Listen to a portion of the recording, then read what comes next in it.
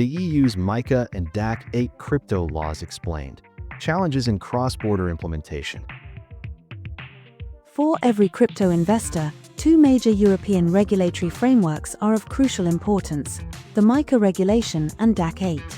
Together, they are creating a more robust, yet also more demanding, legal framework for the entire European market. MiCA focuses on investor protection and the supervision of crypto players. It is the first comprehensive EU regulation to establish clear, uniform rules for issuers and crypto asset service providers. As an EU regulation, MiCA applies directly and is binding in every member state. DAC8, on the other hand, the eighth revision of the Directive on Administrative Cooperation, specifically addresses tax issues and perfectly complements MiCA. As an EU directive, DAC8 is binding only as to the result to be achieved, and it must first be transposed into national law. The deadline for this is December 31st, 2025. In Germany, this is intended to happen through the Crypto Asset Tax Transparency Act, which has not yet entered into force. We have already explained this topic in a separate video. What does DAC8 mean in concrete terms? It extends tax obligations to digital assets. Crypto asset service providers, CASPs, established in the EU or targeting European customers are now required to collect and transmit detailed data on their users' transactions to tax authorities.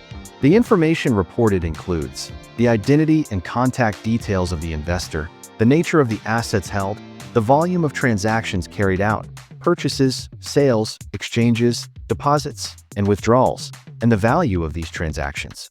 The consequence for you as an investor is clear. Your crypto transactions will automatically be reported to the tax office in the future. Accurate documentation of your profits and losses is essential for correct tax declaration. Anyone concealing income risks additional payments and penalties. Let us now take a closer look at the MiCA regulation, EU 2023/1114. MiCA creates uniform rules for issuers of crypto assets that have not previously been regulated by other EU financial services acts. MiCA's goal is twofold: to foster innovation while simultaneously protecting consumers and participants in the rapidly evolving cryptocurrency market.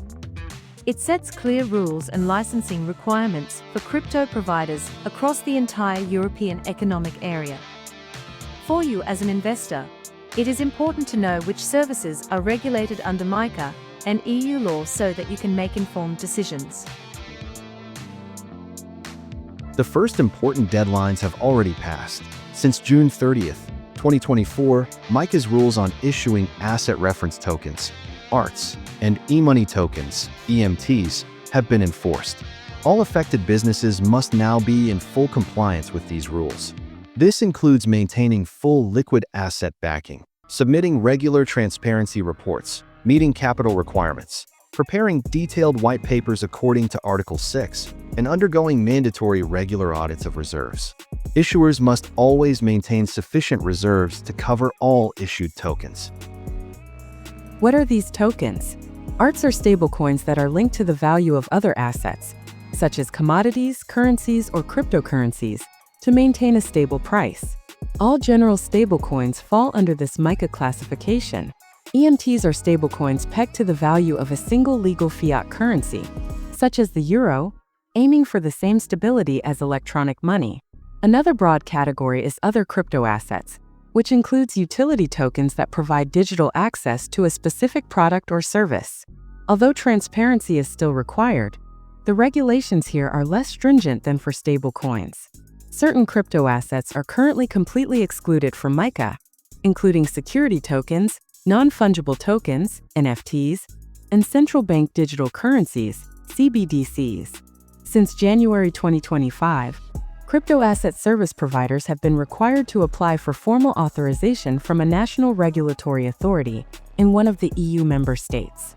Under MiCA, both crypto service providers and crypto issuers must comply with these regulations.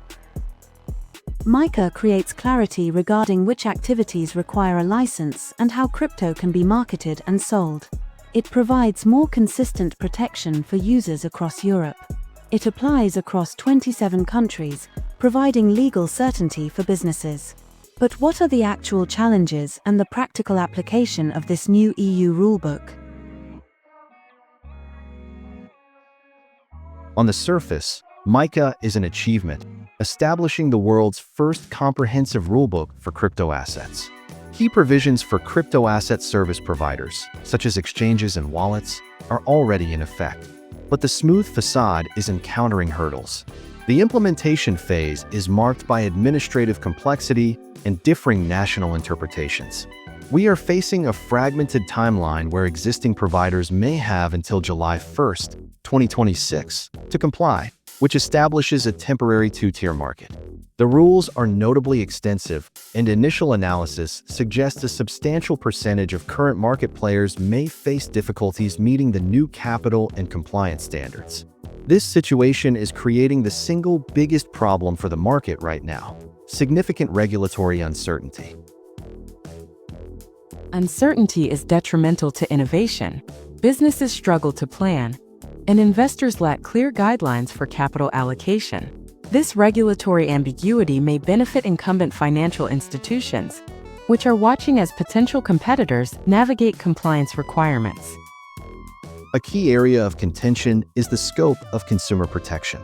The EU's financial supervisory authorities, the EBA, European Banking Authority, and ESMA, European Securities and Markets Authority, are openly warning consumers that protection may be limited, particularly for certain types of crypto assets. They are essentially communicating, proceed at your own risk. This situation challenges the core premise of MiCA, which is to create a universally safe operating environment. France has historically been a major architect in European finance. While it initially prepared its domestic market for the MiCA framework, its recent action signals growing concern over its effectiveness. France, alongside countries like Austria and Italy, has recently taken a strong public initiative. They are actively demanding that the European Securities and Markets Authority, ESMA, headquartered in Paris, be granted enhanced powers and centralized authority over the largest cross-border crypto asset service providers. The concern is that national regulators might engage in regulatory shopping, leading firms to seek licenses in jurisdictions with weaker oversight.